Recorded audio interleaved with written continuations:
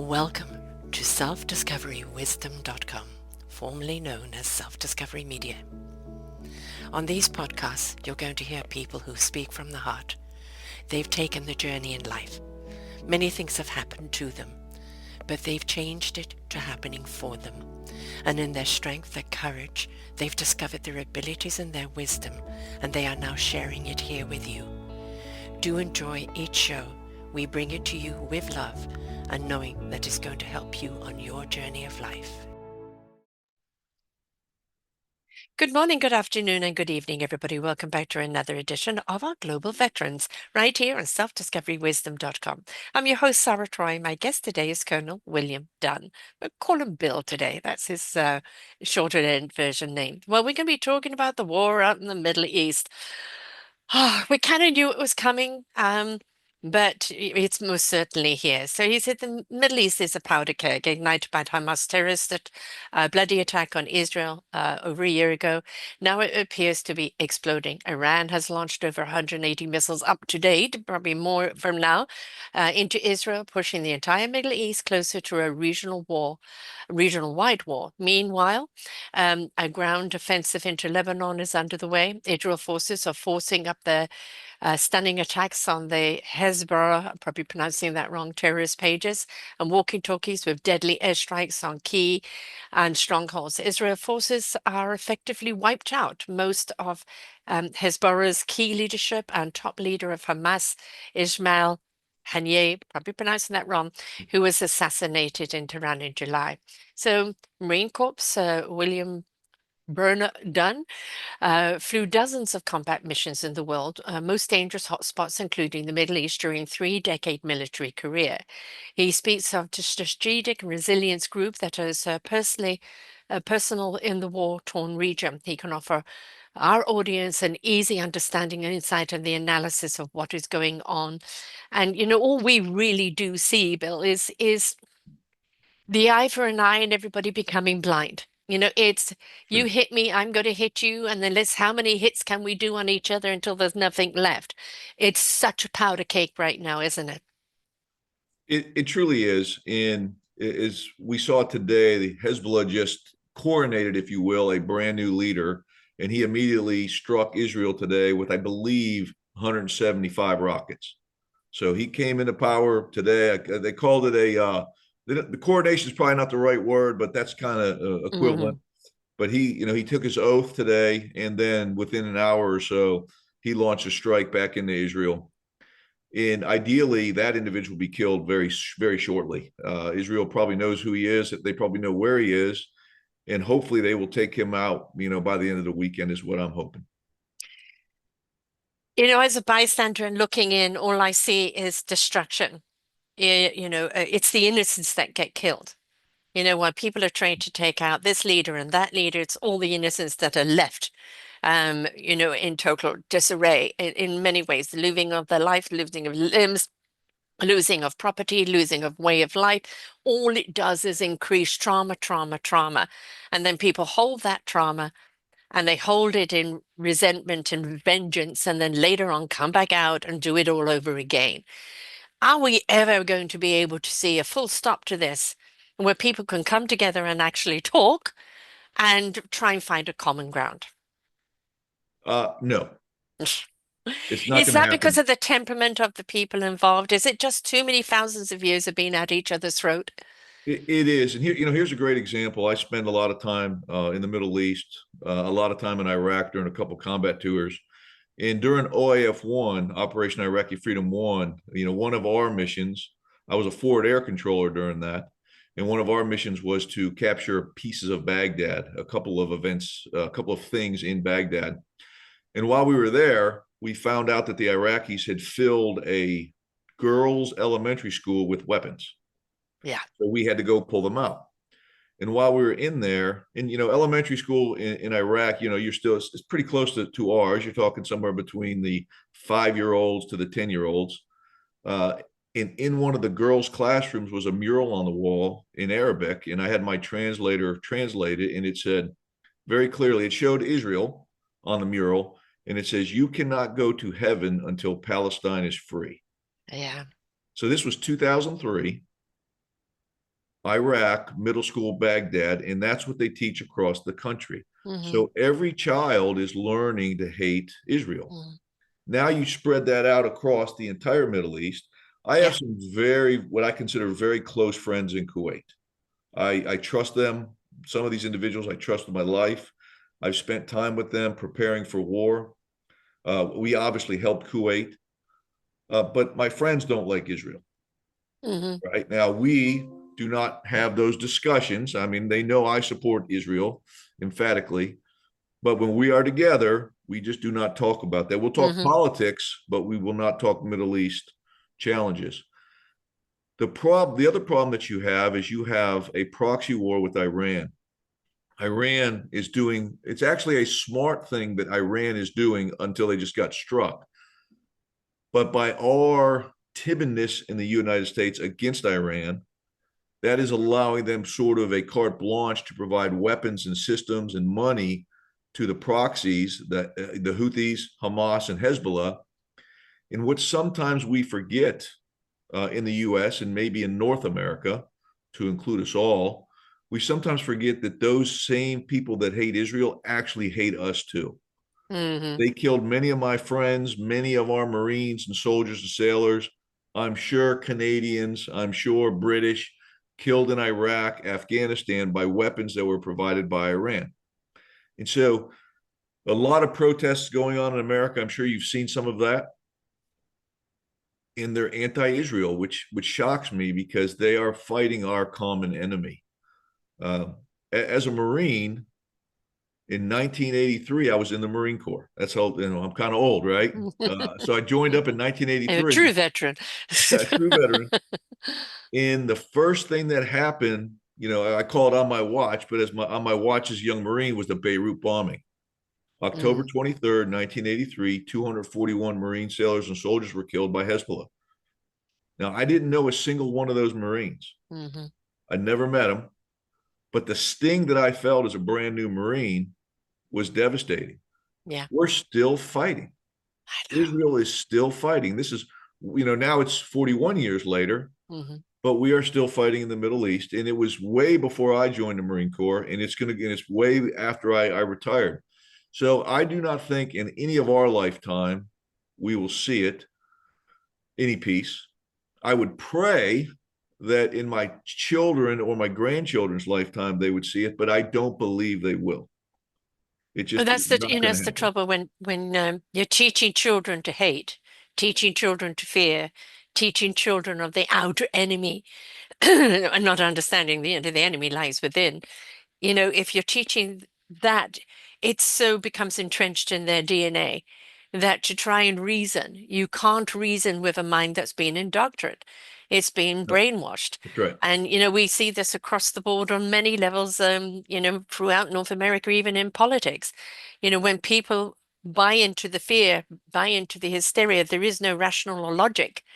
It's just they're driven by the fear. And if kids are being taught, this is your enemy, this is the person to be afraid of, they don't see human beings. They don't No. see another little girl or boy or anything else. They just see an enemy and they're taught to hate. But nobody along the line is ever questioning the hate. Where did it come from? What's the root cause of it? How do you get, we know in any illness, you got to go to the root cause. Right? Everything else is a Yeah. band-aid. So how do we ever get to the root cause of something? It's interesting. One of the, when I was a younger Marine, I was a major and a lieutenant colonel. I wrote a paper on the center of gravity of Al Qaeda. Basically, I was using Al Qaeda as an example, but if you take a terrorist organization, the military likes to strike the center of gravity. That Hmm. is the part, if you hit and destroy the center of gravity, it will end the war. Right. My point was, as Westerners, we cannot understand and we will never find the center of gravity of this conflict. Israel is proving that time and time again. They'll take out the tunnels, they'll take out the weapons, they'll take out the leaders, they'll take out the troopers. It will not end because the center of gravity is, in scholars will disagree. They'll say everything has a center of gravity. Hmm. Well, I say this Islamic, I'm not talking about Islamic people. I am talking about the terrorist Islamic people that want to kill Israel and want to kill America. They are so diverse, so spread that you will never find a single center of gravity. You may be able to strike critical vulnerabilities, and that's what Israel's been doing, but you're not going to find a center of gravity until it changes inside. So, how would I hope that it would change inside? You have to make the people that are supporting the terrorist system see it's too costly to continue the war. Right. So if you look the way we had Iran set up a couple administrations ago, they were almost bankrupt. In the military, we would look at this and we had a plan that the Iranians were going to overthrow their own government because we were starving them out on purpose as a world, not just as the America, but as a world. We put these sanctions on them. They were running out of funds, running out of money. They could not produce and support their war machine. Right. Now we have an administration that gives them $100 billion, and the first thing they do is use weapons to kill Americans. Mm-hmm. And when I say Americans, I mean Westerners or anybody that's not them. Yeah. And that's another point. You know, we tried very hard in Iraq, and it's a very personal thing to me to never hurt a civilian. Now, it's inevitable in war, you know, and no matter what war you're going to go into, there is going to be collateral damage. It's impossible to believe it won't be. The difference with Hezbollah, Hamas, and the Houthis is they don't care if they kill children or women or non-combatants. Which is evident in Gaza. How many? It's Just, evident, yeah. right? As you said, you know, everything that they need underneath a school, underneath a hospital. They don't care if all of that gets bombed because They don't care. it and unfortunately on the other side is they don't care if they bomb it as long as they get their man. So, you know, again, two wrongs don't make a right. I think there's a different ways of doing things. And you know, in every movie we see the Americans coming in with special ops and you know, stealth. And I think that's something we would prefer to see then rather than they continue bombing is that, you know, intelligence go in and find their way out without having to sacrifice more innocent lives on either side. Yeah. Well, it's once again, it's a dilemma too. There's another big dilemma that you face if you're Israel. Israel is in total war. Every Israeli is fighting for their mere existence. Mm-hmm. In Lebanon, the Lebanese people are not. They're in limited war. So if you are a Lebanese person and you don't attack Israel, you go on living your life and there's not the problem. Obviously, I don't want to dumb this down and say they don't have challenges there, but no one is bombing you if you do not attack Israel. Right. So if you are a man, a husband and wife with some beautiful children over there, and you know, children are beautiful, period. Mm-hmm. Wherever you grow up, you want the children to be living in a safe place. I believe most of the vast majority of all of the folks in Lebanon, and you know, I'm not Lebanese, and someone would probably maybe tell me I'm wrong, but I think all they really want is to raise their children in peace and love. Isn't that every parent's dream, no matter where you are? That's what you Yeah. hope, right? Yes. Then you have Hezbollah launch an attack, which Israel has no choice but to retaliate, because if they don't, they're going to never stop attacking them.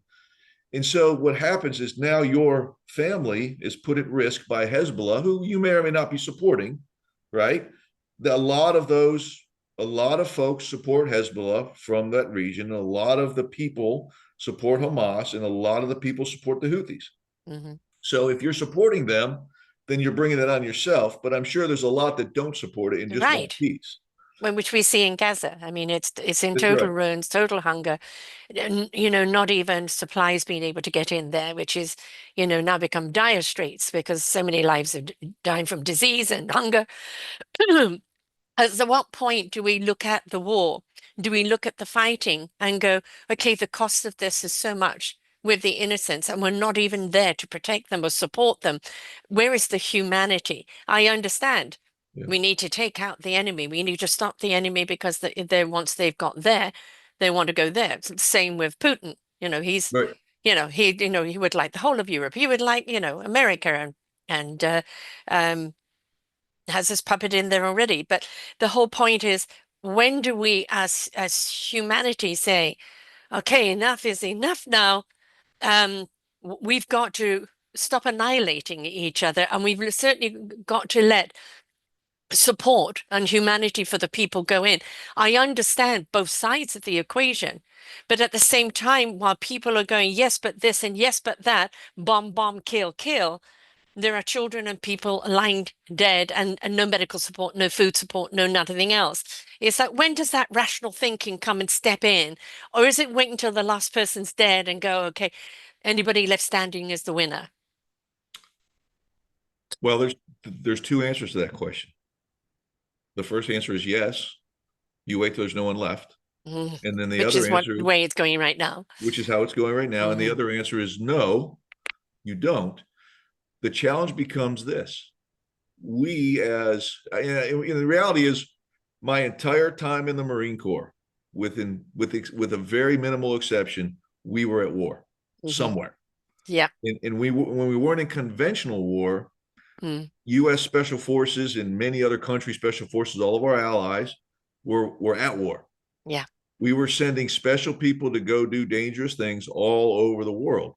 So in the last 40 years, we've not been at any peace. Now, I've never seen it this bad, Yeah. where we have two full-scale wars going on. Mm. If you look at Israel, they're fighting in multiple places. You look at Putin, he's fighting Mm. in Ukraine, but now they just added North Korea. Yes. Oh, So that's a terrifying. terrifying thought, not because the North Koreans are going to be any successful in Ukraine. They're all going to die. But Hmm. the fact that Korea put their people in there is a Siding with Putin. That's the scary thing, right? it's not even a strategic play. Mm. It's a publicity play. The Mm. 10,000 troops that they're putting in there, I Mm. believe, will be eliminated. Intimidation. Hmm. I don't even call it that. It's not intimidation. It's bravado and wasta. Mm. It's North Korea saying, look, I can deploy my troops anywhere in the world too. Right. The people they sent are probably ill trained. They'll, like I say, I think they'll all die. I think 200 of them have already defected. There's somewhere between 3,000 and 11,000 that are either there or coming. And I think once they engage with the Ukrainian forces, they'll be wiped off the planet. Mm. So these young men Yes. who Victims in it probably as well, send sometimes no choice, right? you have no choice. When you Hmm. sign up in the military, you have pretty much no choice.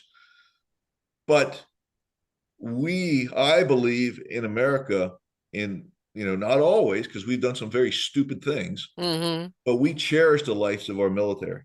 Hmm. We do not offer them up as cannon Right. fodder in Yeah. simpleness. So here's the sacrifice. They're That's dispendable. right. Yeah. That's right. We don't do that. And that shows a total Disregard. disregard of Mm. life. Yes. We see it in Putin right now. Oh, He just putting people in. You see that with the terrorist organizations, Hezbollah and Hamas, they don't care.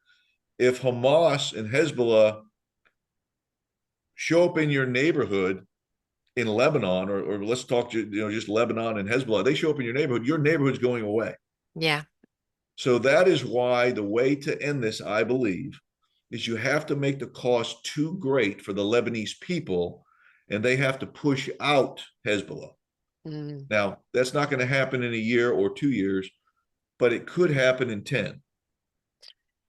Will there be anybody left in Den to push back, When Well, you've got, yeah, Hezbollah breeding kids to hate the glory of dying, this is my fight. I don't care if I die for it. When you have that kind of mentality where they don't have a value even on their own life, never mind lives of others, yeah. it's if you're still breeding that in the young ones, then it is going to be a perpetual cycle. Well, one of the things that we did in Iraq, and this was a meticulous plan, we knew, some of us knew, not everybody, no, not everybody shared my understanding, but I believed Iraq was a 10-year war. Hmm. Some of my seniors in the Marine Corps thought it was going to be a 10-month war. And I was briefing some 3 and 4-star generals, and I was a major at the time. And I had built a plan to provide aviation assets and scheduled them out for 5 years. And then I had a backup plan for the next 10. And at the time, our commandant looked at me and he said, Burner, what are you doing? Mm-hmm. And I said, what do you mean, sir? He goes, we're going to be out of there in 10 months. I said, sir, we're going to be there in 10 years. And my general said, this is a 10-year war. Now, Mm-hmm. I was surprised it went to 20, but think of this conceptually. In 2003, when we invaded Iraq, we went to Baghdad. We were my Marine battalion was the first battalion in Baghdad. The Army beat us to it, but we were the first battalion in Baghdad. And then the war sort of ended before the insurgency began. And one of the biggest things we did is we handed out, I don't know, thousands of soccer balls. Mm-hmm.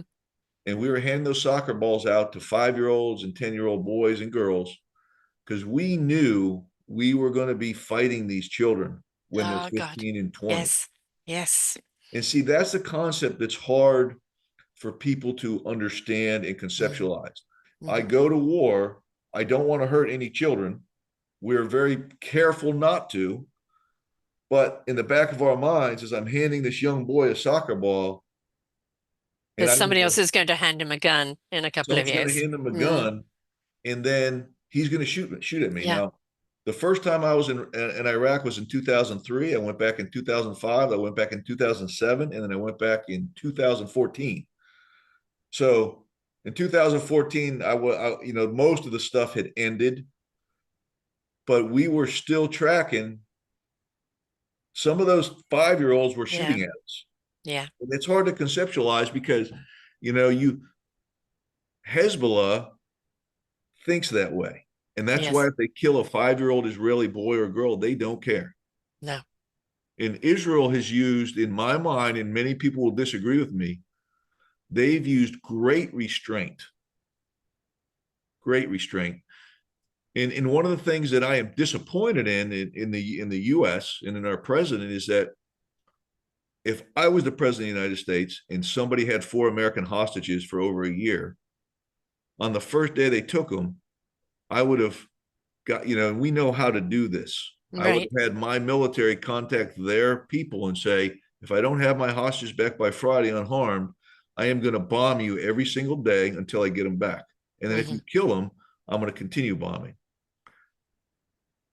That will keep the peace.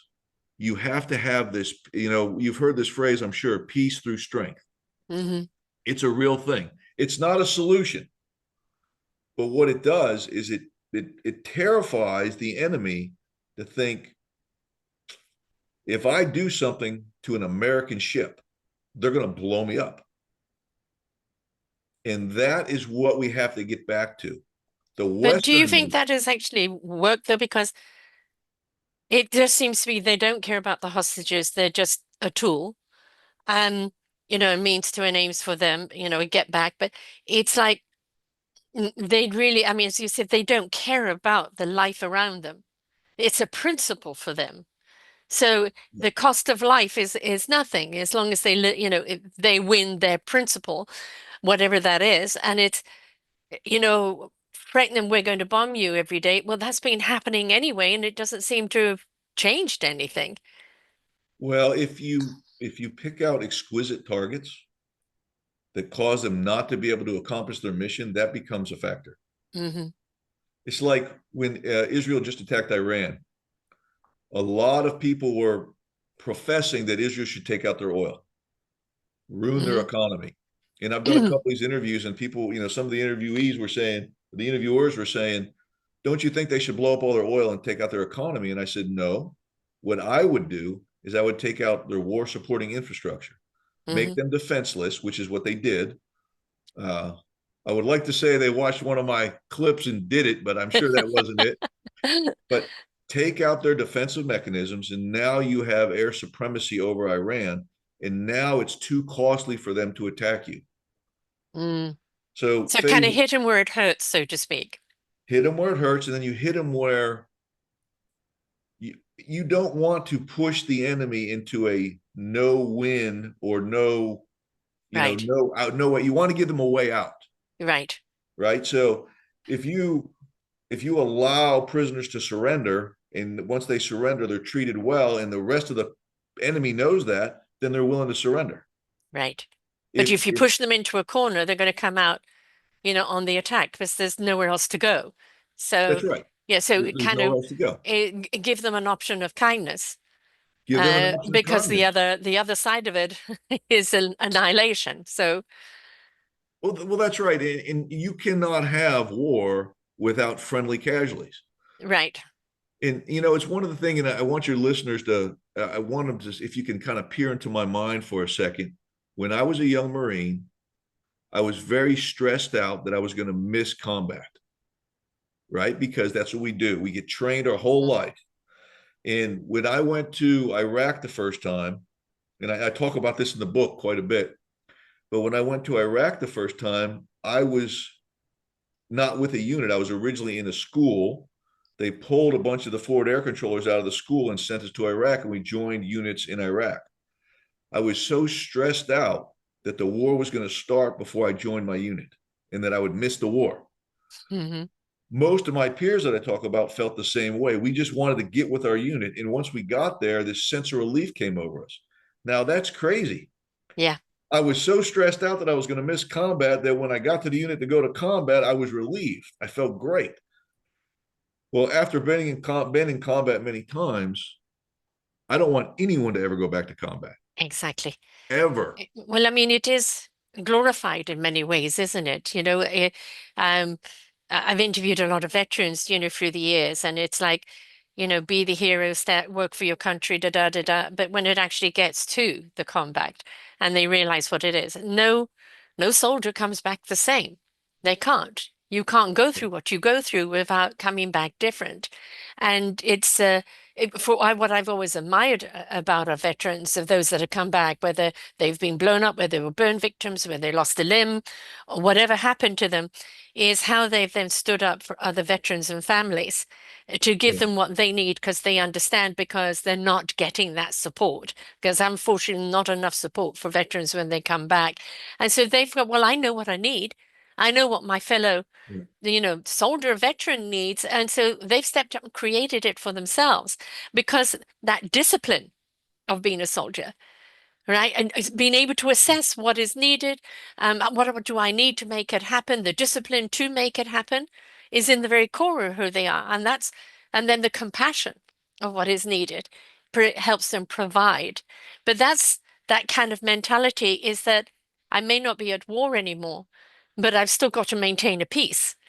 And that Right. peace is within themselves and peace within the community. So, but we don't get that on the other side, do they? Because they're really kind of they're raised to die in a lot of Yeah. ways. Well, it's an interesting point. When I when I first went into Iraq, I had been in multiple operations. I'd been shot at in Somalia. I had never returned fire I'm a Cobra pilot. So I'm flying helicopters all over the world, and I've been shot at a few times. I was in Somalia, and the guys on the radio I was working with are like, they're shooting at you. Well, you Hmm. can't see it, so I can't return fire. I don't know where it's coming from. Right. So the first time I returned fire on anyone was in Iraq, and then it happened a lot. And Hmm. then over multiple tours, I shot on, I fired on people with my rifle, with my radio, and then in a Cobra. And a weird thing happened to me after my first combat tour. I don't believe I had PTSD. I still don't. I have, like everybody that's been in combat, you have memories. But I found that I wanted to be around my fellow Marines that had been in combat more than I Yes. wanted to be around Yes. Marines that had not been in combat. That's a common thing I hear, because It's a you common. understand you're a camaraderie. You That's right. understand. Yeah. Where us people that are left behind, I mean, I remember my father was a fighter pilot in the World War II. He was Yeah. dead at 45. Um, Oh wow. and I mean, there was two of them left in his squadron. One sat down at the age of 30, having said, I'm tired, and died. My dad had his first heart attack at 40 and then died at 45 with it. Yeah. And when in those days, you went back to after the war, and now it's about rebuilding. We don't talk about the war. We don't talk about what you did. And it's Right. suppress, suppress, suppress. And I do really believe is that's along with some other outside issues, kind of what killed him. What we need to encourage today is that ability to talk, whether you can talk to us or whether it's talking amongst yourselves. It needs to be talked, otherwise it builds up inside. But for us on the outside that aren't military, and I've interviewed military wives, and they're serving as well Oh, yes, because because yes, they're keeping that home front for that soldier to come back to, which is important. But it's also they realize who's coming back may not be the same person that's left, and that navigation of how to get to know this new person. There's a lot of shows I've done on that that are really quite incredible. But I think I I'm a peace lover. I just want to see everybody sort it out. Use your words.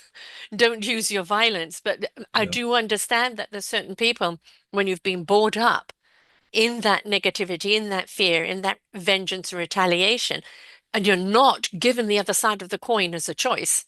Oh, you could give peace a chance. There is such a thing as peace if I take that path. Well, if they're not taught that, then they're just constantly a war machine. That hate and that vengeance for is sure. just going to be inside of them all the time.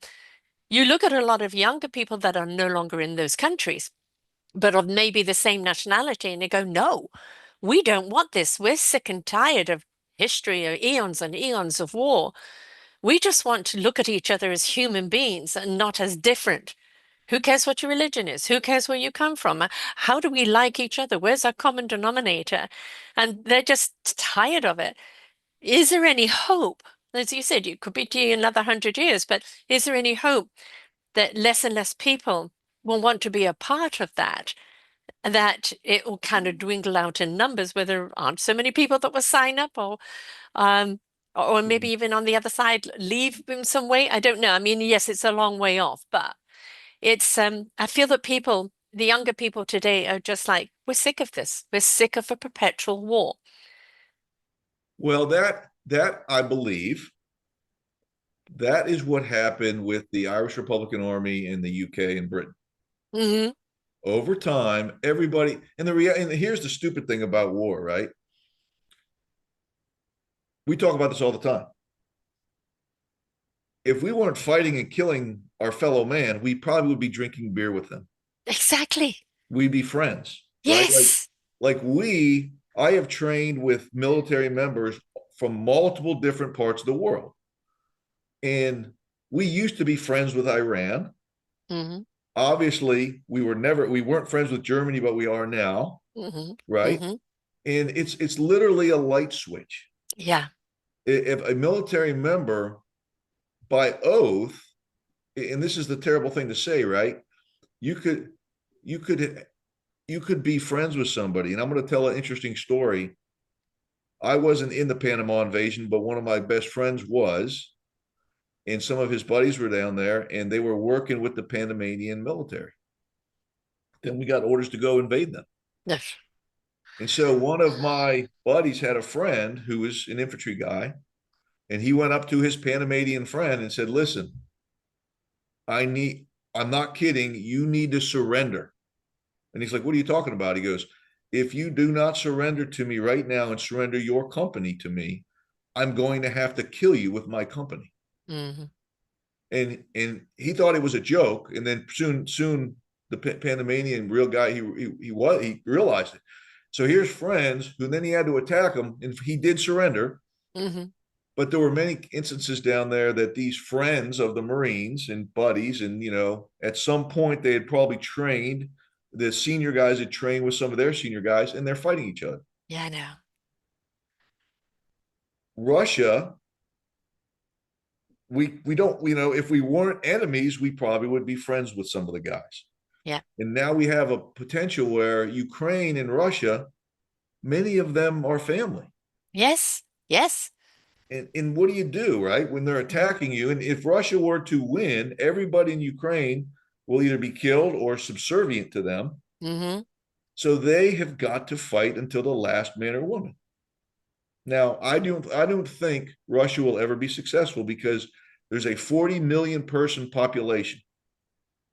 They attack that population with a very inadequate military, which was a surprise to most of us, and very ill trained and equipped troopers, and they just got slaughtered. And they attacked with about 100 to 300,000 people. When we went into Iraq in OIF-1, we went in with about 130,000. And my numbers may be a little low, but about 130,000. And that's also a 40 million population. But Hmm. they were ready to get rid of Saddam Hussein. Yeah. If they weren't, they would have stopped us at Safwan. They could Hmm. have. But instead, they allowed us to come in once we got our foothold in, and then we started working with about half the Iraqis because they Hmm. were sick Hmm. of Yeah. Saddam Hussein. And once we took care of the enemy, if you will, and we, the U.S. made a bunch of mistakes there with firing the military, the Iraqi army. We created our own insurgency there. But once we got rid of that core bad people, you had more people that didn't want to fight than did want to fight. That's what needs to take place in the Middle East. Yes. And I think that is, I think everybody reaches a saturation point. You know, we nobody has the luxury of 100-year war, That's right. and there won't be anyone left. And instead of vengeance, the eye for an eye, if we're going to see people stand up like a mama or a grandmother rolling up her sleeves and saying, "Now listen here, cut this Yes, crap out," And I think what we need is to see those courageous people to say, we're just not tolerating this little boys club of killing each other all the time when we're getting stuck in the middle and we've got to stand up. And, it takes a long time for those voices to be heard. But when it's heard and it starts seeding, it starts growing in people. Right. And I think at some point, anybody who's just and blindly killing anyone else, there's got to be one body too many. One person that had an effect on them that I just can't do this anymore. I've got to put it down. This is what we hope. We hope that humanity steps up. We hope that, somebody's heart starts pumping, right?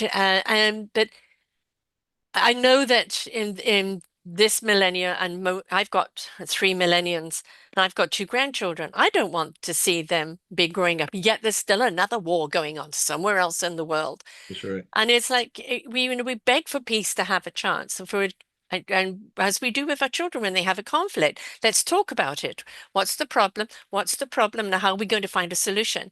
Yet as they grow up, that technique seems to completely go by the wayside. And that at some point or other, we've just got to say no more.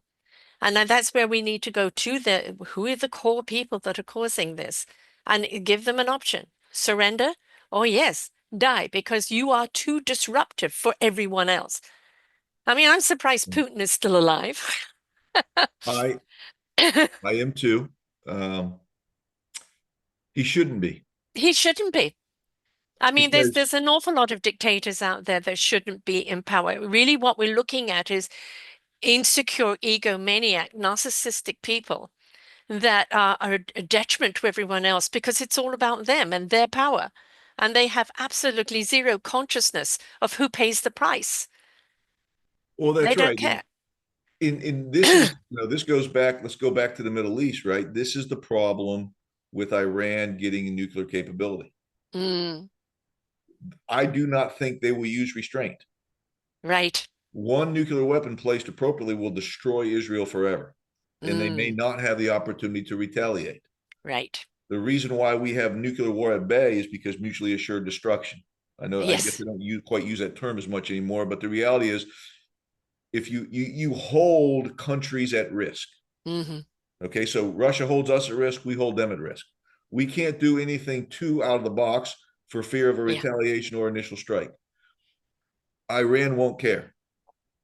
Yeah. If the leader, if the Ayatollah destroys Israel and then he's killed, he won't care because in his mind, he's going to go to heaven with, you've heard of the 72 virgins. Yes. So I talked and I've read the Quran, the translated version, and I've talked to several of my friends who were brought into the U.S. military guys, but they were brought in because they were Muslim, Hmm. and that is a real thing. And technically, he said they're not really considered virgins; they're considered what they translated to loose women, but it's a real thing, and they believe it. And a young man thinks it's great Yeah. to martyr himself. Yeah. Japanese were the same way, right? It's an honor. It's an honor. Yeah. And so one of the things that, our team works with and I won't tell you the company because I don't know that I have permission to tell you, but we work with a company that helps solve some of this for DOD. And, you had talked about the mothers. Well, one of the things our team did is they went into Baghdad and they talked to Iraqi mothers and convinced them to slow their sons down from becoming martyrs. Mm, Because, the reality is, war is war. If a 10-year-old boy is running at a bunch of Marines or soldiers and he has an AK-47, he's shooting at it, they are going to kill him. yes. And, Once you have and that weapon in your hand, you're yeah, not going to survive. yeah. To them, that's okay. I They don't no, give birth to them. They don't raise them. that's Have them right. give But birth and then see how disposable they are. and that's why we focused on the mothers, and then the Mm, attacks of young men on U.S. troops went down dramatically. hmm. Now, it didn't happen overnight. It was a whole No. process. But that is where I believe the only hope lies. And whether it's moms or dads or older sisters or older brothers, we have to get a generation, and that's why we passed out the soccer balls. Yes. If I hand a young man a soccer ball and then, our Marines would play with them, maybe he won't shoot at us in Yeah. 5 years Yeah. because he'll remember that some What fun Marine or he some had. American Yeah. gave him a soccer Hmm. ball. And by the way, didn't hurt him, Yes.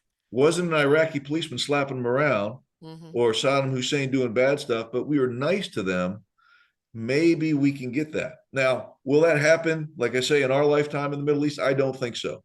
Mm. The only thing that I think will happen in our lifetime is and it won't be a ceasefire, right? They'll No. call it a ceasefire. All when they stop shooting, it's just prep for more war. That's the only thing I think we're going to see anytime in the near future, unless we get strong leadership, not just in the US, but in other countries that go back and hold terrorist organizations at risk. And, when you're fighting an enemy, like I don't want to die. When I'm in Right. combat, I'm willing to, but it's not my goal, Right. right? My family is not going to be more proud of me if I die charging up a hill for no reason just to Yeah. die. Yeah. Their families are different. Hmm. If their son sacrifices his life, meaningless, doesn't hurt any of the enemy, but gets killed, they're more proud of him maybe Hmm. than if he comes home alive. Yeah. That needs to change. Yes. Change it at the core. Change it at the core. The family, the core. I mean, Iran doesn't think much of their women, but when you actually empower the woman to start speaking together, start their own That's right. indoctrination into their children, there may be some pushback, but if they keep pushing forward, there will be the change that we seek. But we need to empower the women to have that voice, even in their own families, with support of other women. It just takes really one to kind of step up and say no more, and others to feel courageous enough to. That's how change comes about, is through somebody's courage and wanting It, to change something, and then, allowing the seeding and the watering and the growing and making sure that it is grown and not stamped out, and then giving those voices a support so that the voices can be heard. well, I know a very, very wonderful Iranian lady who came with her parents to America many years ago. She still has a ton of family in Iran. Hmm. And she is now a US citizen. If she goes back to Iran, they will kill her. Yes. She cannot go back ever. No. If I landed in, she goes, if I landed in Iran, in Tehran, she goes, I think I'd be dead within a few hours. Yeah. If they, because they would track who I am. As soon as I got there, they would kill her. Now, whether that would happen or not, I don't know. But she believes that, her family believes that they can never go home Hmm. because that is the level of society we're dealing with. Yes. Now, to us, that seems probably insane, Hmm. right? To me, I mean, I can't imagine somebody going over, some American decides I want to go to Canada and live there for 10 years for whatever, because you're mad at America, whatever, and then you want to come back. No one would care. Come on back. Right. That's not how some of our other countries in our world exist. You betrayed your country, You right? betrayed your Yeah. country. You went to the enemy. Yes. You went to the enemy. Mm. So Mhm. it's tragic. Yeah. Like, yeah, like if an American went to Iran now, if American went to Iran and helped Iran fight us, that's a different story. But if they just went there to live and go to school or whatever and then came home, nobody would hold them accountable for that. It'd be Right. fine. There'd be no issue with it. It's it's just a challenge. In what we often do, as you know, I call us Westerners, if you will, we take our thoughts, our mores, our principles, and we think that applies to another country. Yeah. We can't do that. You cannot do that. No.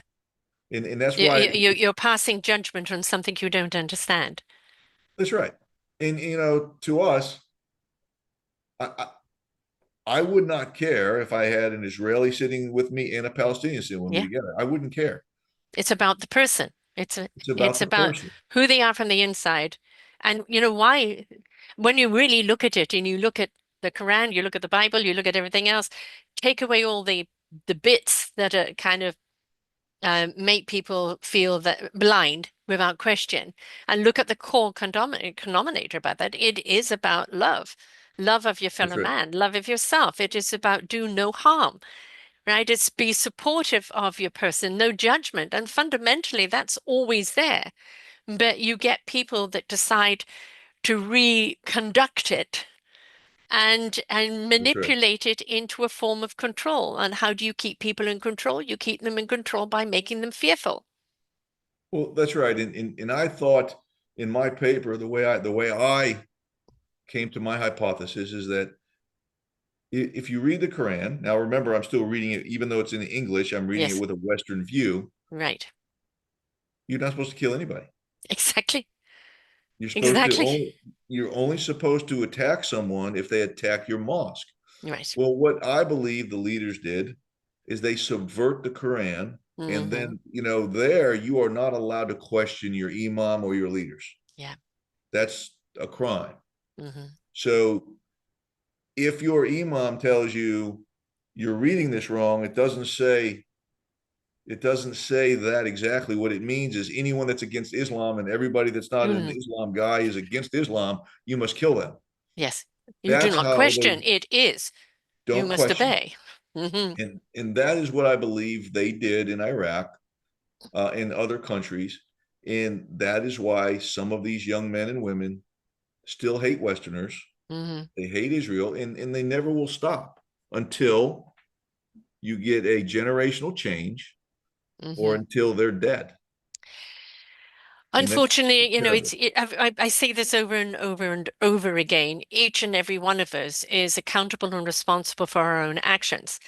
And even when we do something wrong, when we know that is wrong, it is up to us to do better for now we know that is wrong. We are accountable for our own actions. We are accountable for how we treat other people. We are accountable for our own integrity and our own honor. And, we've got people that always points fingers, is what they're doing, pointing fingers at each other. Three fingers are pointing back at them.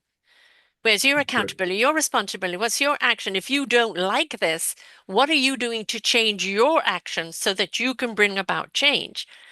And that's what we're looking at. If we can get the mothers, the sisters, the people that really care about the future of their children, of the accountability of your actions. If you get handed a gun, son, and told you've got to go fight and kill this Westerner, this friend of yours, or just kill because you've been told to, where is your accountability for that? Are you blindly going to follow? Or are you going to say no? And we don't give people the empowerment of that, but the empowerment is our human right. It's there. Yes, and that would be amazing if we could get these young men and women Hmm. in some of these organizations and in some of these Middle Eastern countries to see it that way. Yeah. And as you said, you don't bother changing the people that are already entrenched. You That's right. can't change the It'll people never that have happen. already set them, the damage is already done. You've got to go to the people that are the new seed that's growing. That's correct. Yes. Right. And that's where we need to nurture if we want to see change anywhere in the world. Because this is what we're seeing war discourse. But how many countries are in unrest right now? Look at America, how Yeah. divided it is. There's no We united there right now, right? And so We are divided. That's a fact. so if we are not willing to talk to each other and see the commonality, instead we're buying into sensationalism, then we are not taking our own accountability. And we need to go back to that core of what are we responsible for? Is it true? Have I fact checked it? Is it something I can stand by? Where's my honor? Where's my integrity? Yes, Right? absolutely. So that makes the difference. The book that you've written, is it a memoir of your journeys, Gunfighters Rule? It is. And so what I did is when I went to Iraq the first time, I kept a journal. And as we rolled through many places and a bunch of combat, the Marines in our track, we were in an Amtrak that's not supposed to drive all the way to Baghdad, but we did. They were like, "Sir, you should write a book. You should write a book." And then, so I thought about it. And then what I primarily did is I said, I want to put something together so that my children and my grandchildren will have Mm, something to understand me by. yes. Because my wife and both my daughters served their entire life in the Marine Corps as well. So they understood. They understood. And so I wrote this from my perspective and how I saw some of the stuff that they went through. And it was funny because I take it all the way from when I first learned what a Marine was when I was a Mm, young lad. And then, my upbringing was not bad, but my father died when I was 11. Our mine house too. burnt down. Yeah, our house burnt down. We had to Mine move too. out of that. We had, my mother had some issues. She Mm, had some issues. We ended up losing a house. And so, as my wife says, this book is about, I thought it's about fighting, right? My yeah. wife's like, that's not what it's really about. It's about determination and getting through hard stuff, Facing the challenges. facing the challenges. Mm, I'm not special. no. Many young men and women lose a parent, either Yes. by death, alcohol, they go, you name it. And it's how you as an individual growing up have to determine, are That's your you gonna choice. are you Yeah. gonna fight through it, or are you Hmm. gonna give up? Yeah. So I talk a lot about that, and then I talk about a lot of combat. As my daughter said, who's a accountant, she said, "You say kill 152 times in this book." Mm, And I said, "Well, this book is about killing too." yeah. And so I talk about my time as a Ford Air Controller. And then I come back from that. I also talk about how I met my wife. That's kind of funny. And then I talk about So you going met her back. while you were in the military. You met her while you, I was in the military when I met her. I was a young Lance Corporal. And so I met her in 1985. We got married in 1988. We're still married. And bravo. she's put up with the Marine Corps and some of the challenges. 3 decades in the Marine Corps. And the reason why it's called Gunfighters Rule is I then got to command a Cobra Huey squadron in Iraq. Hmm. The squadron is the gunfighters, and our motto is Gunfighters Rule. And then I talk about all the challenges you have and the stress you have going back to combat Hmm. and getting through it again. And fortunately for me, I've been blessed with many things. One, I've never lost a Marine or sailor in combat Wow, that or is in incredible. training, and that is something I'm very proud of. I've had some very close Marines die that were friends of mine, and as every Marine does. Um, but I also never got hurt. I never Mm, got shot. I never got. I mean, I got shot at, blown up, but never not a scratch on me. right. So I was blessed. In It's as something looking after you. my wife says that you've put your guardian angels on overtime. Yes. So yeah, I'm very proud of the book. I watched my daughter read it, and I've had some people tell me this that they've never read a book where they laughed so Mm, much, cried so much, hmm. and then were appalled so much in one book. And Yeah. so it's been pretty neat. There is no linear thing to life. You're going to have the moments to cry, moments to laugh, the moments to, of, oh my God, and there's going to be that in life. And it's all about the navigation of it, isn't it? And it's like That's right. anybody can have a beef with someone. I'm sure you look back and you look at somebody who's maybe done you wrong, an injustice. And if you carried that with you, that bitterment and that want for revenge will eat away at you, which is what's happening in the Middle East, right? That's They right. living in that vengeance. You did me wrong some thousands of years ago, and we see it with families. Uncle George said something at a barbecue, and now no the two families don't ever meet, and it's like you can't let go. And if you don't let go, you can't heal, you can't resolve, and you can't recreate. So at some That's point, we right. have to look at something and go, it's time to let go, own it and let it go. In the best revenge is success. Yes. Yes. If someone does you wrong, and Mm, I would say that everybody that I know in the world, if somebody at some point has done them wrong right. at some level, maybe a minor thing, but the best revenge, if you worry about it and spend time thinking about it, you burn out. You Your best worry a revenge sore, it's going to get bigger, is going to right? get bigger. Yeah. So what you do is you put, as what one of my business partners says, you step over them on your way to success, Yeah. and that's what you do. And I was blessed. I have been surrounded now in some instances, and I talk about this in the book. There's some bad apples out there, and I talk Oh, about yeah. some of those bad apples. But I have been surrounded by some of the bravest men and women and the hardest working men and women in that the U.S. has to offer. Mhm. And I've had people that I've relied on that have saved my life, kept me alive. One of the things I talk about in the book is I was doing a gun attack in a Cobra, and I had no ammunition left. I had none. I was out, but I had to do a fake attack because we were doing this mission, but I had no ammo left. And this guy runs out and starts shooting at me. And I called my other Cobra and said, "Take care of this guy for me," and he did. Mhm. And so that is the reliance that you have Yes. on your military brothers and sisters, Yes. and it's a bond. And so circling back, it's this crazy life if you think about it, where you join the Marine Corps because you want to be a Marine. They teach you how to be a killer. You Mhm. focus on killing people. And, as I told my wife, I go 33 years in the Marine Corps. I thought about killing people every day and how to Mhm. do it, how to stay in shape, Mhm. how to fight a unit. And then when I retired, I said to her, I go, I am now a man of peace. I don't ever Mhm. want to think about fighting and killing people anymore. And then I opened a company with two other Marines, and our first client was a company called Israeli Military Industries, and they're trying to sell weapons to the U.S.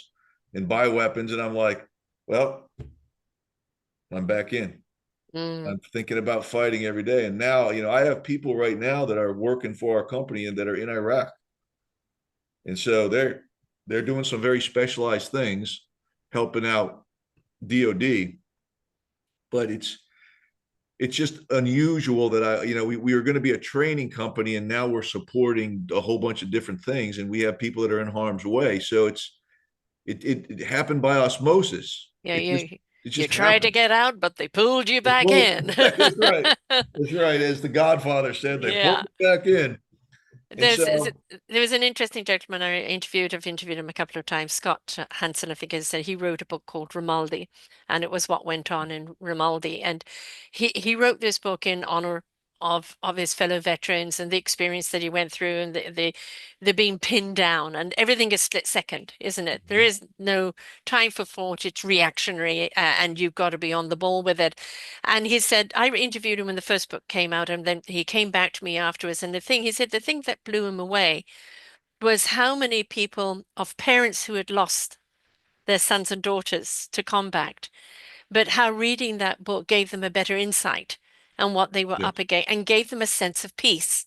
And so, you may write this book to share your story, but you have absolutely no idea of what it's going to mean to each and every different reader in relatability to either understanding the military or understanding what their own kids went through or husbands went through.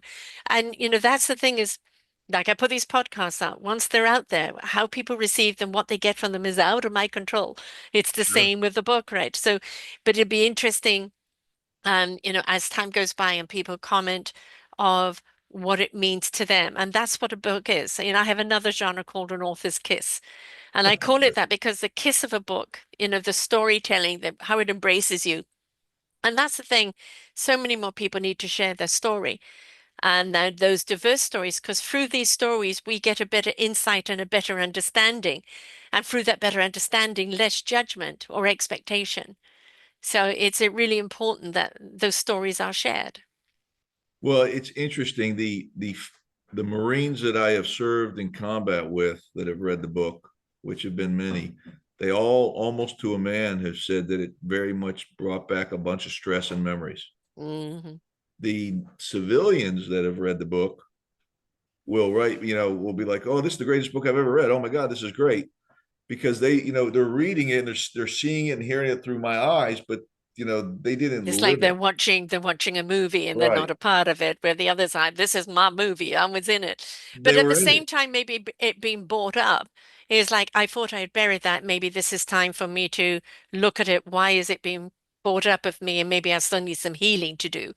So in a sense, it's not there out to kind of remind them, oh, you've opened up a Pandora's box again. It's not, don't put the Yeah. lid down. Let it out so it can Let it be out. completely healed. Right.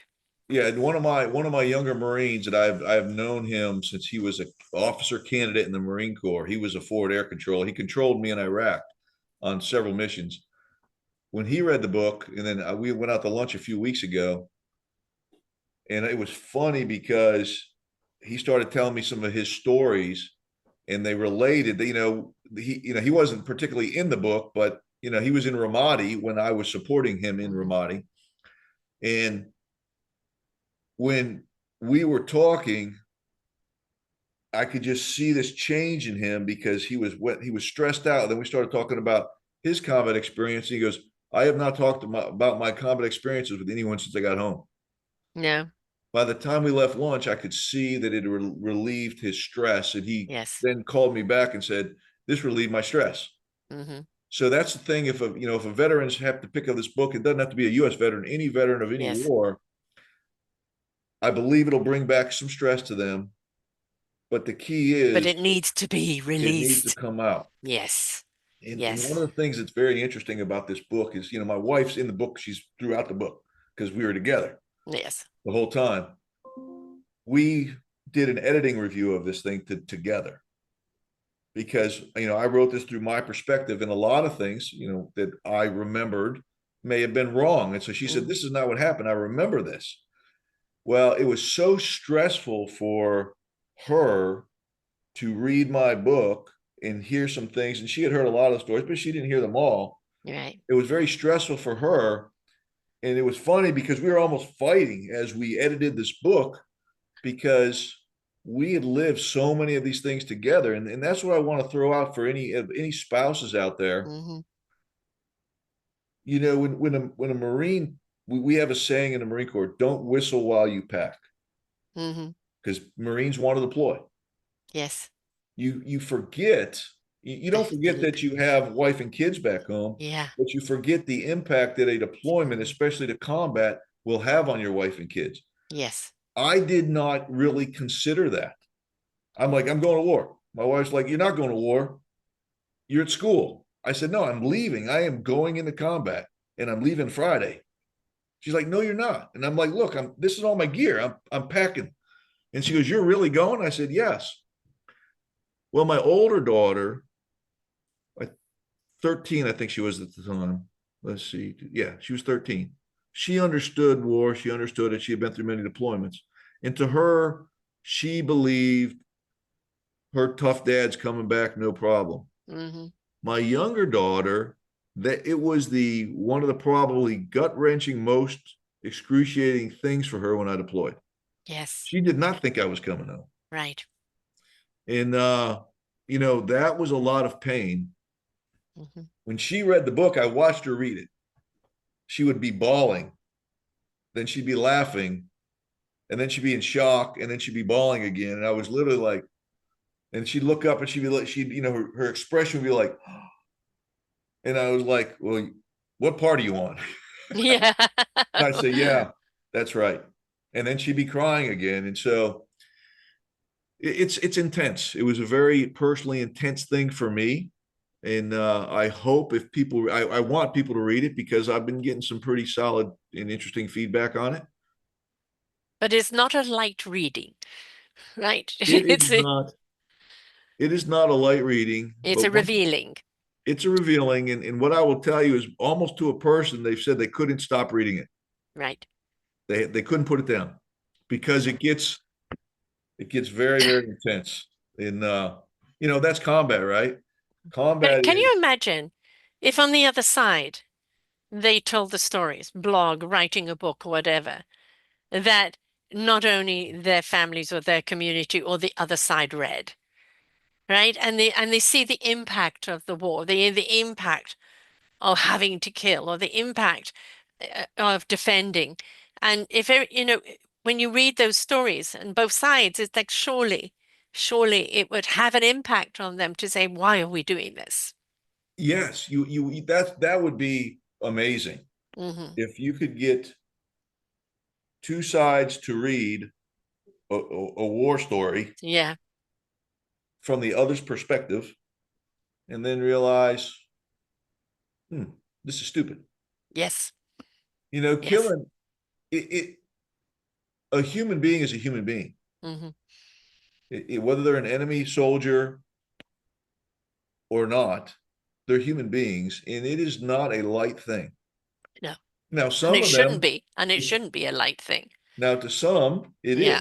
is right, Hmm. but I think the value, especially my Marines, the value that we put on life, every life, is important.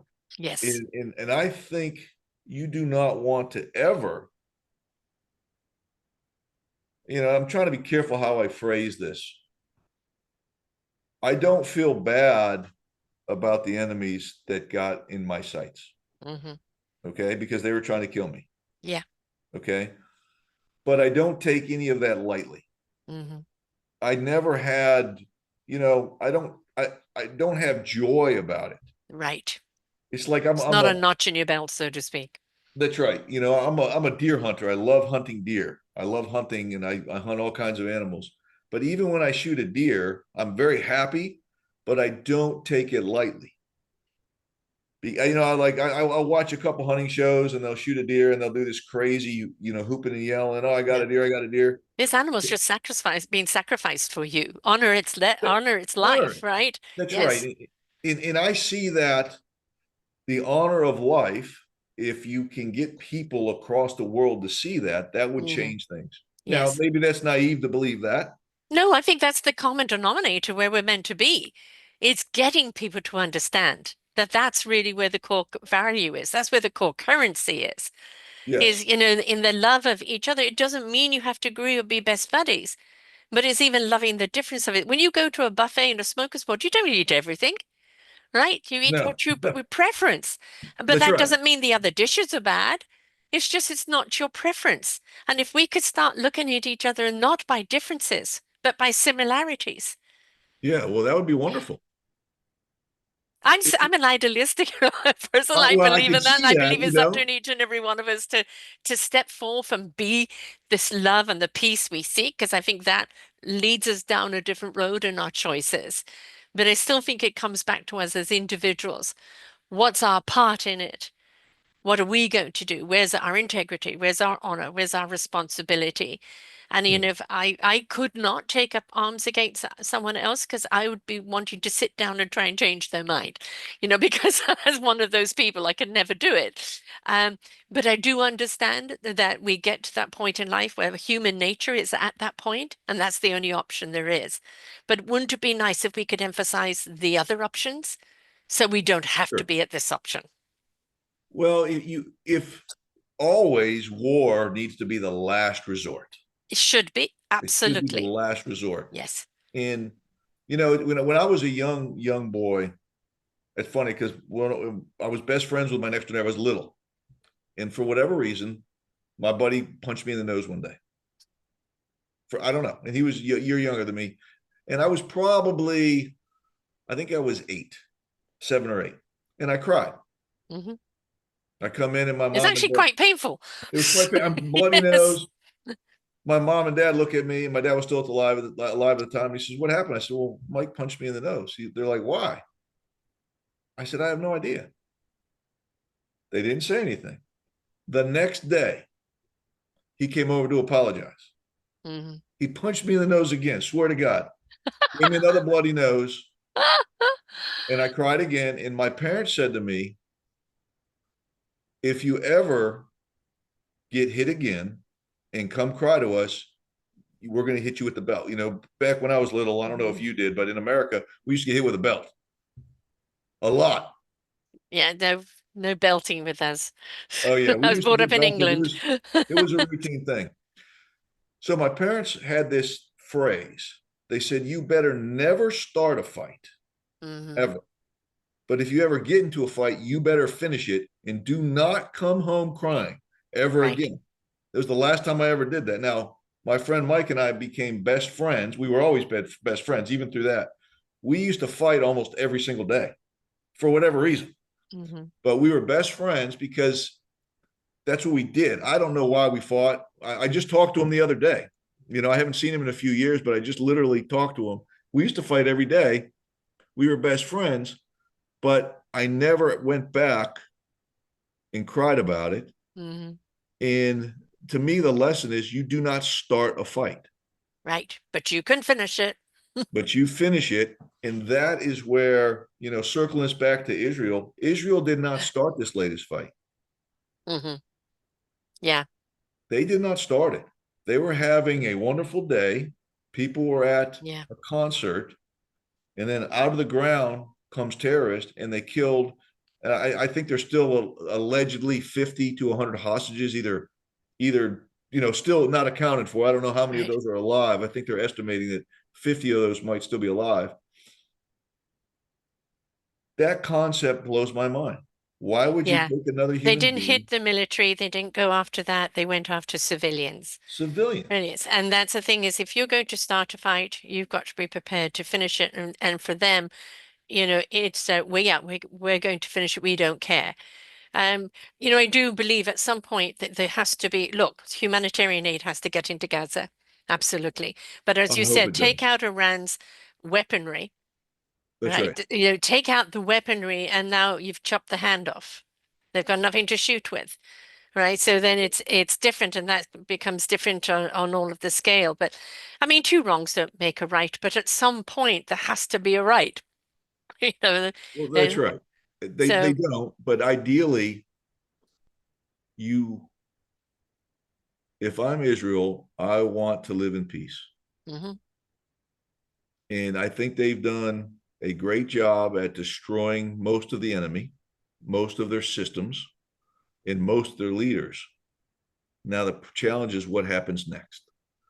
Are And they going to grow? what happens to Gaza now? Because from the outside perspective, not the military perspective, all we've seen is Gaza being demolished and the people being demolished with it. And yes, you can blame Hamas for so much of it because they put themselves underneath a hospital, but you don't go and bomb a hospital, you don't go bomb a, a school to get at the enemy. There is a different way of doing it. And, that I think that is why you're getting so much pushback from the rest of the world. Is that it's like I'm going to obliterate everything to get that one flea. It's like killing the cat to kill the flea. And it's at some point that it's like this has become too inhumane now. You're talking about people being taken. Yes, it was absolutely wrong. But now how many thousands have you killed, in putting it so-called right? So at some point, the common sense has to step in, the humanity has to step in, because otherwise it ends up with nobody living. Well, and that's right. And the worst victims are going to be the children. Absolutely. And then, And what about the the- rebuilding? What about yeah, how everything do you else? I mean, rebuild there's that? so much there. Now, there's something I just want to bring up, and I'm not doubting the massive humanitarian problem. But one of the things they taught us when I was a young major at one of my schools is they brought us and they used it was footage from Israel and Lebanon and Israel and Palestine. And what they did is they showed these videos on the news of a baby that had been killed. Mhm. And there's a woman holding the baby and she's praying. And then what we found out, and this was the point of this was actual footage. That same woman and that same baby showed up at a school, a hospital, a mosque, 10 Mhm. different locations. We don't even know how the baby actually died. It probably did die in that fight, but they were making commercials using the same woman and the Mhm. same baby over and over again to show the world that Israel was bombing children. Mhm. And Propaganda's been around since the beginning, right? Especially that's since right. the camera's been there. So. So Yeah. I just would everything I see on the news, I taint with that propaganda. Uh, when we were in Iraq, they said the U.S. bombed a wedding. It was not a wedding. Hmm. That's all I can say about it. Hmm. It was not a wedding, but it was all over the thing. I think 21 or 25 people were killed at an Iraqi wedding. It was 100% not a wedding. Hmm. And we never went back and said it wasn't a wedding because there was reasons why we didn't do that, but it was not a wedding. So I just urge caution. You With a know, pinch of salt. it's a pinch of salt. And Yeah. one thing that I don't see, and you're not seeing this, is you're not seeing after these rockets come into Israel, which are, most of them are being intercepted. But when they're not intercepted, you're not seeing the Israeli children Right. that are being killed. And so it's a media push. And maybe the push is to get to a ceasefire Yes. by putting pressure. But I don't think pressuring Israel to a ceasefire through the media is ever going to work. Hmm. Israel needs to be pressed into a ceasefire by an action by Hezbollah or Hamas and release their hostages and then find something that can allow them both to back away. Right. And that's the thing that Putin needs. Mm. Putin needs a way out that he stays in power and doesn't lose too much face to get out of Ukraine. Do you think he still wants to be there?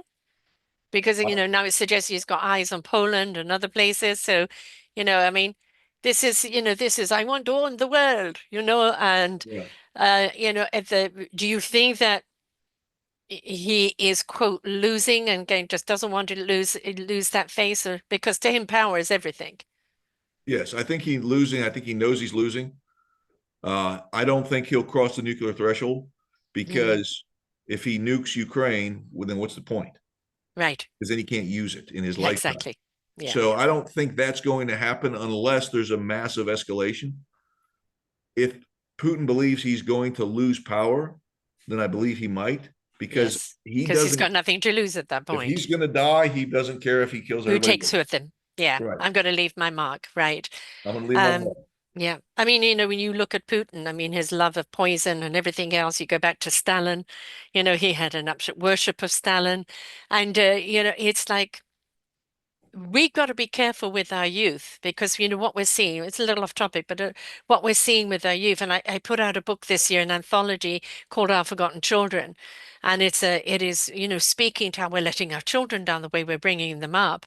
And when you've got kids ganging together and going out and stabbing someone for fun, we're not looking at bad kids. We're looking at a society that has let those kids down for them to think that's okay. Right. That's right. Right. So we've got to look at the system, and I think there's a lot of systems around the world that need to be erased and restarted because we're not teaching people to come from a place of humanity, compassion, consideration, or love.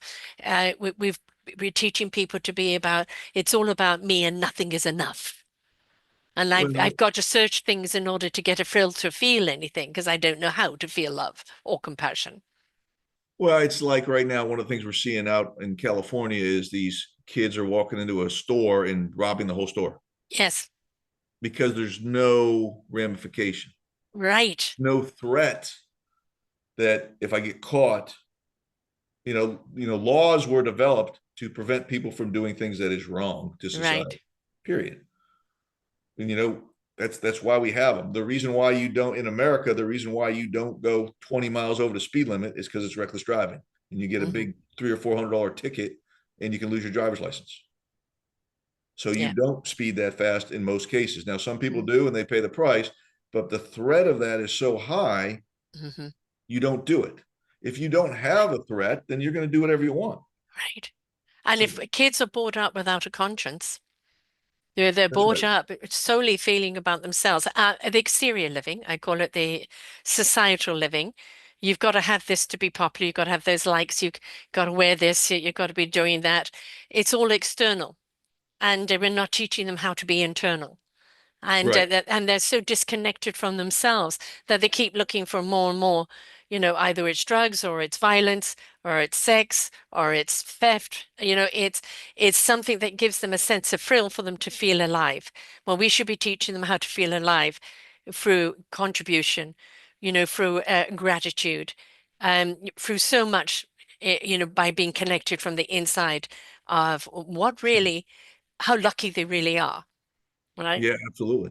So yeah, there's a lot that needs to change. I know it's just way too much, but it all starts with us, right? We know society is wrong, but what are we going to do about it? You're sharing your book as a journey of what you've taken, but how many others like you have taken that journey that can relate? And Right. how many people don't understand the journey because they've watched the movies, which very often glorifies, right? Instead of listening to someone who's taken the journey, who's actually lived it, and to actually understand it, from a more interactive, humane way. And this is why I'm saying these stories are so important because they're the education that people need. Yes, absolutely. Now, having said that, how do people get your book and how do people reach out to you? Okay. So, well, I am on Facebook and Instagram, and I guess my little nickname is 369 Burner because that was the squadron HMLA 369. And then the book is on most normal outlets, but the easiest way is either through Barnes and Noble or Amazon.com, and you just Google Gunfighters Rule and it pops up. And I don't know if it's out as of today, but it'll be out on ebook very soon. And then hopefully in the next month, it'll be out on audiobook. Right. So So we're I've working got on that. your Amazon thing here, and then I've also got the Marine Corps um, National Veteran Small Business Correlation, which you're a part of. Yes. I used to be on the board of the National Veteran Small Business Coalition. I just finished my second term. I may go back on it next year, but you're only allowed 2 terms without a break. And Hmm. then our company is Strategic Resilience Group, SRG, and we are supporting the Marine Corps, the Navy, the Army, pretty much every service in information warfare, information operations. And so we also have a website, srgadaptive.com. And that's another way to reach me. If you go there, I can be reached on there. Excellent. I think that more people that kind of read this type of book can really understand the conflict of war, the price of war, the price that it costs, an individual, but also, of what it stands for. Again, if we Yes. don't stand in our own integrity and our own honor, if we don't have something to stand for, and then we're going to fall. And so I think it's very important that, people know what it is they're standing for and how to stand for it and what they're willing to do for it, which is really, really important. And we don't understand, a soldier's journey unless we hear it from them. We can Sure, speculate sure. as much as we like. My father would never talk about it. I really wanted him to, but I was 11 when he died. So I was getting to that stage when Yeah, he and I were beginning to talk, but then he died. And I remember talking to someone who was the same age. He had also been a fighter pilot, and he said, "Do you understand, Sarah, your father couldn't talk about it because to do so would be to open that Pandora's box, and he wouldn't know if he could put the lid back down." that's So, right. And so my dad was in the Air Force. He was in Vietnam for 18 months when I was little, and he wasn't a pilot. He was administration. But I saw pictures of him carrying rifles around. I asked him about it. He never talked about it. So yeah, I literally do not know. But he told me he never killed anybody. He was never really in combat. But I never really, because I was 11 when he died, I never know. yeah. And I will never know what he really went through. Now, obviously, as I grew up and became a Marine, it would have been wonderful to Hmm. talk to him about his experience. And I'm sure he would have told me, but Yes. we didn't have that opportunity. Yeah. Yeah. All I know is my father was a squadron leader. He protected the bombers. He would go in stealth Okay. at night to get spies out, and Yeah. he would come in with, his tail on fire. And, he was just, but, after the war, it would be, off to the conservative club, because Sure. he definitely was kind of the man's man because it was like other men understood where Right. wives That's right. didn't, right? And it was not encouraged, and which is a shame because it needs to be. We can't Yes. understand unless you share. and we need veterans to talk to other veterans, but talk to people. I had a lady ask me one day. She ran a civilian company, and she said she was afraid to hire a veteran. And I said, well, why? She goes, well, I'm worried they may go crazy and kill everybody. Mhm. And I said, well, why would you think that? She, well, because everybody has PTSD. I said, well, no, not everybody has PTSD, and if everybody does, it's they deal with it differently. Yeah. And then one of her friends said, well, what if a Marine or a soldier walks in, they're missing a leg? What do you do? I said, ask them how they lost it. Yes. She's like, what? Oh my God, how can you even talk about it? I said, well, he knows he's missing the leg. Yes. It's no It's news to it's him. it's not a surprise. And he doesn't want you to look at him as a leg missing. He wants you to look at him as a human being. That's right. And like if I walked into work one day with a cast, somebody would say, what happened to your arm? Well, I fell and broke Exactly. it. So if I'm missing my leg or I'm missing my arm, ask me, and Yeah. they're going to tell you. Yeah. I have this one Marine that we do these, what we call them wounded warrior hunts, and his life, he's got a couple Purple Hearts. His license plate, I probably shouldn't say it, but I will. It says it hurt. Yes. And then I saw Yeah. another Marine, and this was Sorry. in Camp Lejeune. He was driving his truck. I didn't know him, but he had a wheelchair apparatus in the back of his truck and a wheelchair sitting back there. So I knew he was hurt pretty bad. His license plate said blowed up, Mm. right? Well, So, I don't know if you've ever met Bobby Henline. He was blown up in a Humvee. He was the only one that oh no, I survived. haven't. He was burnt all the way right down to his neck, ended up losing his hand or part of his arm. And I mean, he's literally said, "Oh, they've taken skin from my butt today to give me an eyelid," Yeah, and he right. became a comedian. I mean, when Oh you look yeah, at him, he most clearly is a burn victim. There's no if, and, but about it. But he found a way to get through it was through humor. Whatever's happened to him on the external side, he's still that human person on the inside. Let us listen to the inside and not be, well that's pushed right. away by the outside. And if you think you're having a bad day, go find a military person that's Yeah, missing a leg or two, and you realize your day is not that bad. exactly. Exactly. And yeah, I actually had Bobby on with a young girl who'd been in a plane crash, burnt 65% of her body. She became a singer. She went on America's Got Talent. She did Oh, two of them over there. And I've interviewed her three times. At one time, I had her and Bobby on. And people said they cried listening to that show, not because they felt sorry for them, but because they were so inspired by them. The sure. honesty of their challenges, their daily challenges, their outlook on life, that I'm still living.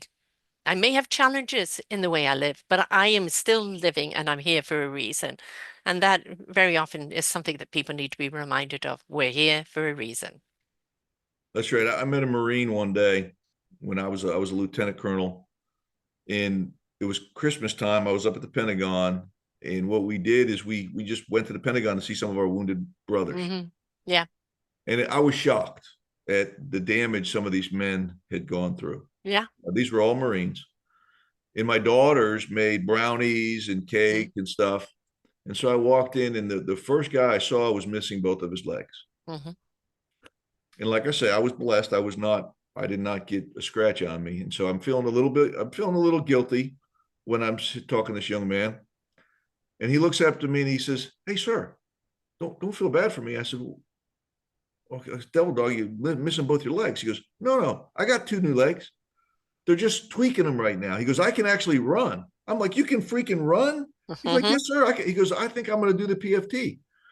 That right there is Mm-hmm. such a shock to the soul when you see a man or a Yeah. woman, they're missing both their legs, Mm-hmm. and they're trying to make you feel better, Exactly. because I'm Exactly. thinking, oh man, Yeah. that would be terrible. And he's like, no, I'm going running to hopefully today. Yeah. So they So don't feel sorry for themselves. They're realistic in the challenges that they face, but they decide to take new challenges on.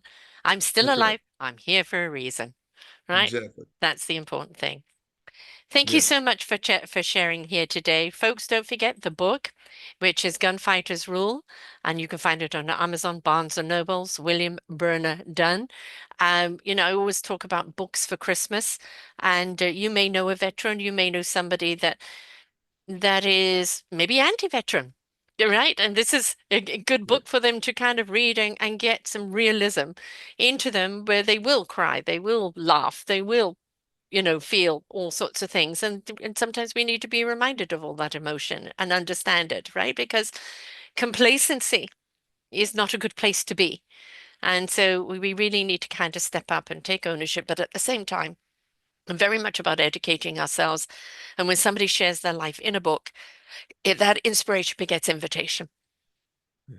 right? And that's the importance of it. So, good book to give for Christmas. Thank you so much for being here today and sharing your story with us. Yes, ma'am. And thank you so much for having me. My Have a pleasure, my wonderful day. pleasure. Until next time, folks, remember, we are the solution. We can also be the problem. And let's give peace a chance. Bye for now. I love it. Thank you. We hope that you enjoyed the show. There are so many more for you here on selfdiscoverywisdom.com. Just go to the podcast tag at the top there and you will see all the many genres and all 3,000 shows ready for your listening. We are here to serve you, to help you on your journey of life, and we know that through inspiration, it begets invitation. We are supported by you, the listeners, and those that we interview. Anything that you can spare us in donation would be greatly accepted, and we do hope that you enjoy the next show.